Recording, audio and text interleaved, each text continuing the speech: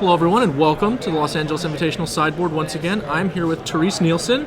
Hi everyone. You're one of our several artists in attendance and certainly one of the busiest booths that we have around here. You've obviously been around in Magic Art for a long time and have a lot of iconic pieces. The best known here, at least on Sunday, is certainly Force of Will. Of course. Legacy staple. Yeah. But you've got a ton, and we've also just started selling your lithographs for our website, which are beautiful. You have Bassandra, Battle Seraph, Factor Fiction, which is one of my personal favorites, card a lot of players have cast, amongst others. So I guess we're just going to start and ask, how did you wind up getting into Magic art, or like fantasy art in general, and then specifically Magic?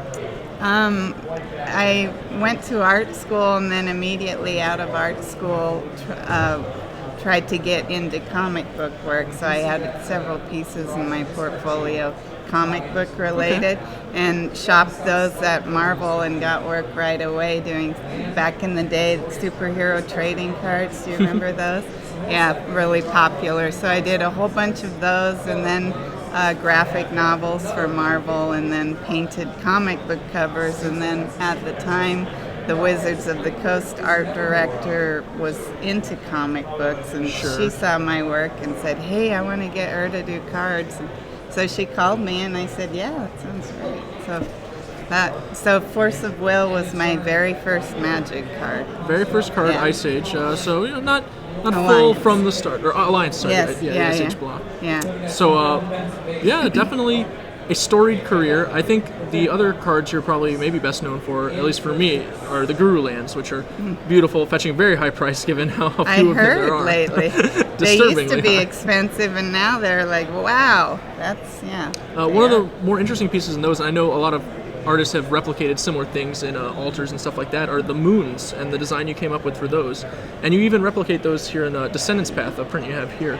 So do you have like a particular thing for moons? Or I do like moons, and I think they're kind of an interesting way to symbolize the passing of time, how the moon shifts and changes. So it for the gurus, the moons was supposed to be a double eclipse of moons going on, so there was a little moon and a bigger one eclipsing, and they specifically asked for that. In Descendants Path, that was supposed to be sort of a walk through time in a family's history, and so in that case I use them more in referencing time going by.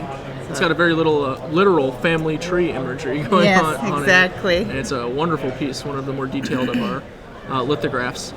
So you do a lot of different stuff. Like obviously you've got these that focus really on people, like our Hana Ship's Navigator that we have here, very beautiful. Force of Will, like a guy. You've got those moon and landscapes. So do you have anything you particularly sort of gravitate towards as far as what you prefer to paint in fantasy art?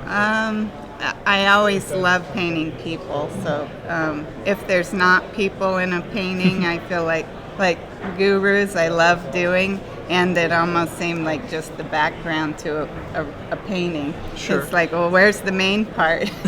So people are what I really like to illustrate the most. So. Or pretty snakes. Or pretty snakes, like Lotus Cobra, the Grand Prix promo that we also have a wonderful print of here. You've worked, I assume, in a lot of mediums, obviously, over the course of a career.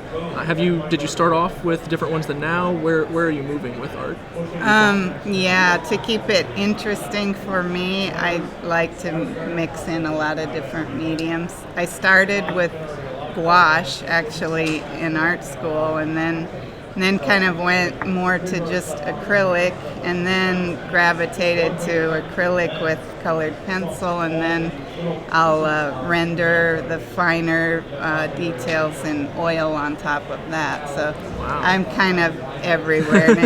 That's a lot of layers. Different mediums do different things better than the other. So rather than forcing acrylic to blend in a subtle way, it's like just use oil because that's what it does. So I just use them all. That is a lot. I'm a simple man myself with my pastels and chalks. That's my game. So you've signed a lot. I know I've seen you personally at like other pro tours and events. do you have any sweet stories Trying to from think signing? of a sweet Obviously, story. I'm sure Forceful is probably your most signed card, right? Yes. A lot of those. Everyone always has 4 of those, at least. Yeah. They've got So, their play set. Yeah. I'm wishing someone made an app that would count how many cards I signed. Everyone always wants to Sure. say, how many Force of Wills do you think you've signed? I wouldn't have a clue. Well, maybe if they had that, they'd actually be able to figure out how many there are. Well, does like anyone approaching know the that? number. Yeah. Did- I'm sure I there's like a wonder that. loose calculation somewhere. Yeah. Yeah, I have no idea, but it seems like I have to have signed almost all of them by now. Certainly a significant share of the market, I imagine. Yes. So, of the cards that you've painted, I guess even just recently, what are some of your personal favorite pieces? Like, how do you think they came out awesome? You're really proud of them. Yeah.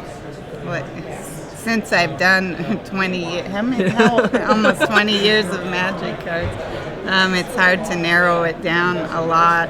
The Hannah piece is a recent favorite, and I love Descendants Path also. Some of the old ones I liked were Moonsprite and Stream of Life, and there was one Samite Elder that was, I don't know, 10 years ago maybe, but I put all 4 of our children in that one. Oh, that's nice. And that was fun. So I have a lot of favorites, but not a single favorite. I imagine. Yeah. over the years, so many. Well, we're going to be displaying some of these that we've discussed, of course, in this piece. And you've got a booth to get back to, so I'm going to go ahead and not hold you up any further. Thank you for joining us. Thank you. It's been a pleasure. It's been wonderful. All right, and we're going to be back with more coverage from the invitation.